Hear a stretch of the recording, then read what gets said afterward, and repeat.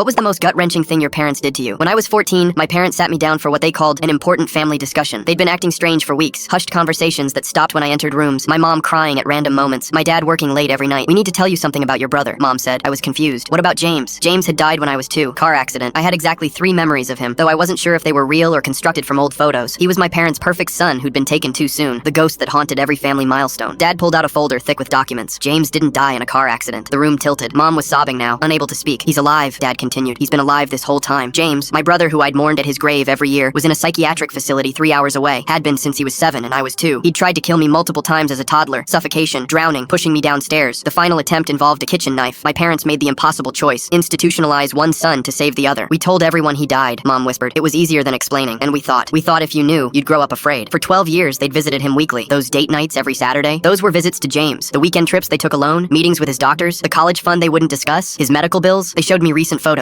James looked like me, but broken, heavily medicated, vacant eyes, restrained to prevent self-harm. He didn't remember me, they said. The cocktail of medications had erased most of his childhood memories. "Why tell me now?" I asked, voice barely working. "He's getting worse," Dad said. "The facility wants to try an experimental treatment. We need to make decisions about his future, and you're old enough to be part of that." The betrayal was suffocating. Every birthday wish at his grave, every time I'd said I wished I had a brother, every moment of guilt for being the surviving child, all based on a lie. "Can I meet him?" They exchanged looks. "He's violent," Mom said, "especially toward young males. The doctors think seeing you might trigger something," but I insisted. 2 weeks later, we drove to the facility. The building was nicer than I expected, looked like a college campus. James was in the high security ward. They brought him to a visitation room, hands cuffed to the table. He looked through me like I was furniture. When the doctor said I was his brother, James laughed. "I don't have a brother," he said. "I killed him when I was little." Mom ran from the room. Dad followed. I sat there staring at this stranger who'd haunted our family as both presence and absence. "Did you really try?" I asked quietly. James tilted his head, suddenly focused. "Try what?" "To kill me." Something shifted in his eyes. Not recognition, but interest. "They say I did. I dream about it sometimes. Drowning a baby. But dreams aren't real." He smiled, and it was my smile, twisted wrong. "Are you real?" I visited monthly after that, against my parents' wishes. James never remembered me visit to visit, but he started calling me Dream Brother. He'd tell me about the baby he killed in his dreams, not knowing it was me, alive, sitting across from him. My parents couldn't understand why I kept going. Neither could I, really. Maybe I was trying to reclaim the 12 years of brotherhood they'd stolen. Maybe I was punishing them by endangering myself. Maybe I just needed to understand what darkness lived in someone who shared my DNA. The experimental treatment failed. James attacked an orderly, got moved to maximum security. My last visit, he was so medicated he couldn't lift his head. He mumbled about the baby again, how sorry he was, how the dreams wouldn't stop. "I forgive you," I told him, not sure if I meant it. He looked up, brief clarity in his eyes. "You look like him," he said. "The baby, you look like he would have." James died by suicide 6 months later. We had a real funeral this time. The extended family was confused. How do you mourn someone who's been dead for 15 years? My parents wanted to maintain the lie, but I insisted on truth. The obituary read, "James Sullivan, 22, passed after a lifelong battle with mental illness." At the service, my aunt pulled me aside. "We knew," she said. "We all knew. But your parents needed to believe the lie worked." I don't speak to my parents much now, not out of anger, but exhaustion. They played God with truth, decided what I could handle, stole my chance to know my brother when he was still reachable. They protected me so thoroughly that when I finally learned the truth, it destroyed us all anyway.